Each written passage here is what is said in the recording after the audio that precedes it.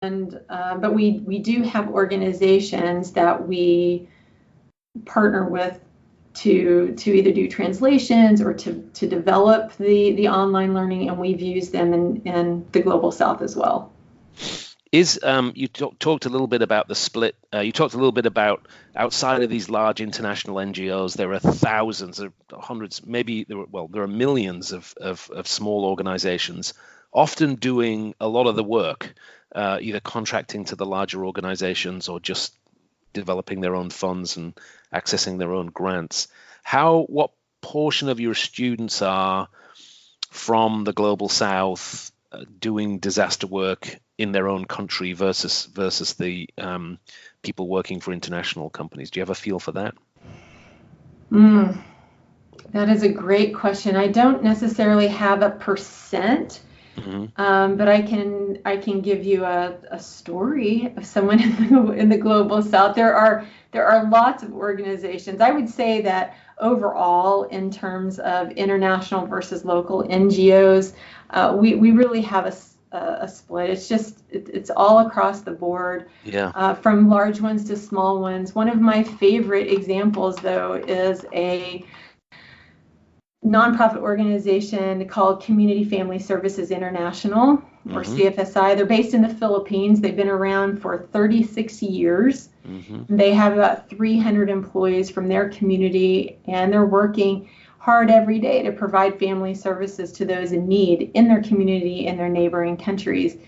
And this small, well, that's not as tiny as some NGOs, right? But this particular nonprofit truly values providing ongoing training for their staff, and they've utilized Disaster Ready to enable their staff to build skills. But what they found is it has provided tremendous confidence in their staff, which gets demonstrated because their staff walks out the door and they share what they're learning. They share the materials with members of the community to pass that on. And they're so excited about learning that they hang their certifications, or their certificates is what I should say. They hang their certificates of completion on the wall to recognize their achievement and to spur one another on. So these are really wonderful stories to get back and sort of lift you through some of the heavy lifting of the hard work you have to do.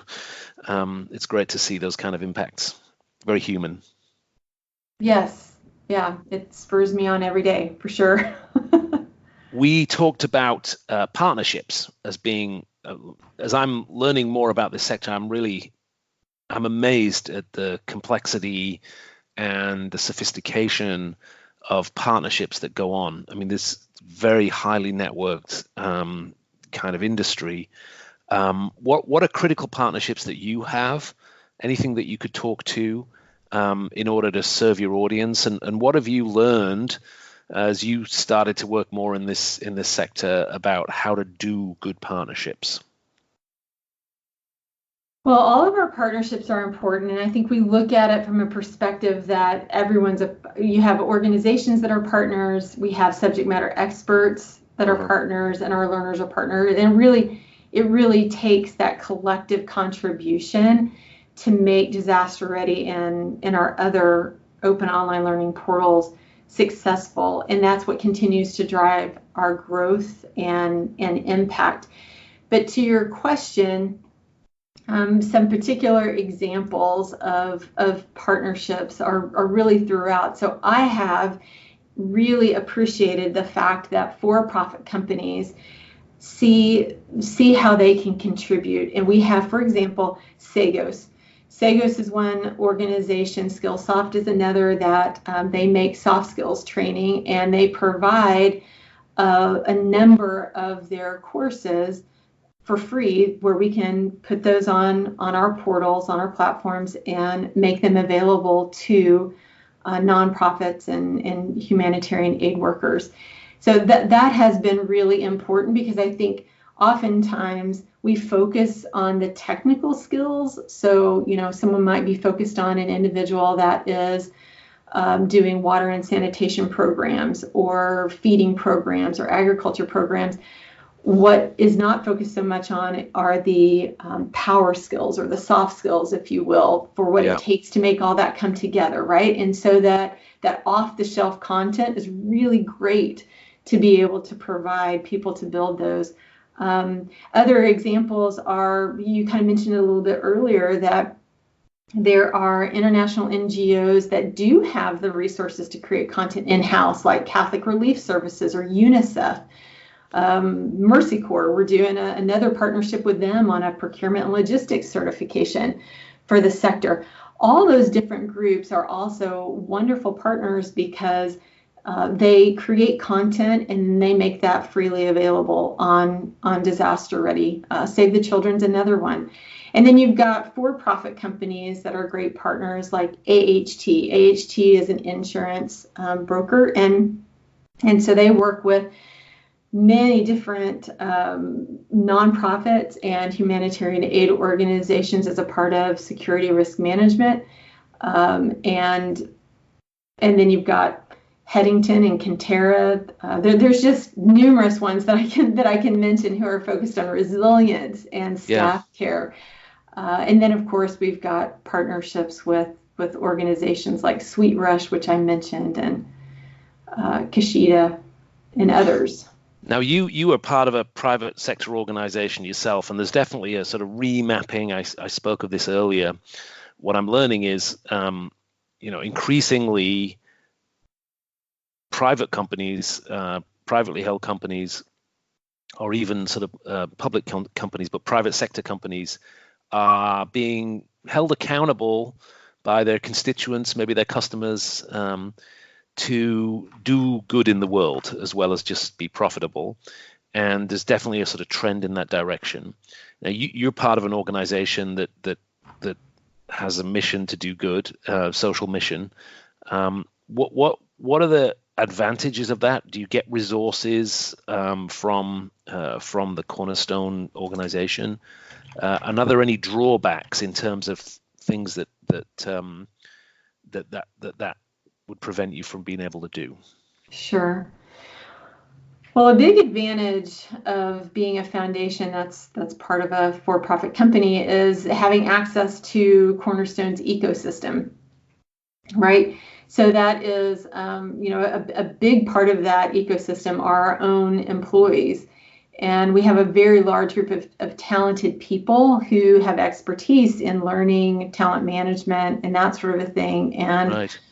So we're able to, we call them corner stars, many of our nice. Cornerstone employees, right, volunteer their time. So we've had Cornerstone employees who have donated their time to create videos, courses, guides, even formatting content, just being able to use their talents in different ways, which has been very, very helpful for the foundation. Also as part of our ecosystem, because Cornerstone, the company, is a content creator and a reseller, we sometimes get access to state-of-the-art business skill content that would otherwise not be available to most learners. Mm-hmm. And I think the other example that I would give for our company and their mission to do good is that we have a project that we've been piloting actually in the last 6 or 7 months to be able to bring tablets into a refugee camp in Jordan for Syrian refugees to be able to build skills in the area of working in humanitarian aid and development. And so the tablets were donated by Cornerstone, the company, in order to be able to make that project come to reality. And that happens to be another one that we're partnering with Mercy Corps on. So that's an example. In terms of disadvantages, I would say oftentimes people think that we're not a grant funding foundation. And so sometimes whenever we go out to seek partnerships or to, we have implemented grants from the UK government, from the US government, and so forth. Sometimes being part of a for-profit company as a foundation can make that harder, because people can have the attitude of, well, why can't your company just fund it instead of looking for funding elsewhere? Yep. And to that, I would say our company does a lot right? Yeah. So that they already have an enormous amount of skin in the game. The other thing for a disadvantage is that in the very beginning, when we started to create Disaster Ready, it didn't know there wasn't a portal like that existed. And so I think that the sector was a little, they were a little cautious, maybe didn't quite understand, can we trust this organization that is saying that they want to create content for free, give us content for free, and even host our content that they develop for free. There's got to be a catch. Yes. And so it took a little while. We've built relationships and established trust in this sector, and so now people really believe, yes, that was the goal, and that's what's been accomplished, and it's doable. One of the objectives we have for our season here, our exploration into this sector, Tina, is to try and understand if there's things that people in the private sector, in traditional learning and development organizations or ed tech providers, can learn from this sector. I have a very strong point of view on that as I've been involved and got engaged. I've learned a lot. You, I think, moved from the private sector into this domain. What do you think? Is there anything that Cornerstone, for example, gets out of the work that you do that improves their products and services? Are there things that the private sector can learn from the way that people in the disaster and humanitarian sectors do well? Definitely, we can always learn from one another, right? So that's true, the short true. answer. In terms of how Cornerstone benefits from what the foundation does, the foundation's really on the front line of online learning in remote areas of the world.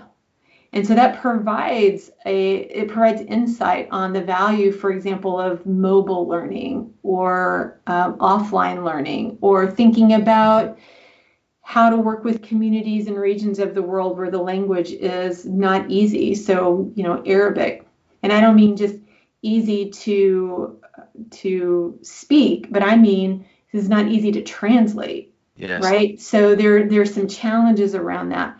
And so we're a really good example of how to use the Cornerstone system for a diverse and a complex audience. And so there's oftentimes we have numerous members of our team that are frequently talking to the product design team to give them feedback and ideas, whether it's in how people search for learning in our portals, or how they give feedback, how they receive help, how maybe the content's bundled. All of those things are things that we're learning in terms of working with a global audience in really remote, complex areas that help give them insight that can improve product or think about things maybe in a different way. Got it. What help do you need, Tina? Can people volunteer? You talked about companies donating content resources, for example. How could our listeners possibly engage and help? Well, we are always looking for partners to join with us, right? To either provide content, co-develop content, subject matter experts, funding to translate content, innovative ways to build online learning programs, again, through certification or learning pathways, all those. So I know that there's a plethora of companies out there who have core competencies in key areas. And so it would be great to ask, what do you have that may be useful for the nonprofit and the humanitarian aid sector, and how can we begin to dialogue with one another? So to reach out, let's have the conversation and talk about how we might be able to partner together to achieve mutual goals of, I don't mean this cheesy, making the world a better place, but being able to help vulnerable populations and being able to walk alongside one another in what we do. So I would encourage anyone, if you're interested in this, go to info@csodfoundation.org. That'll give you an ability to look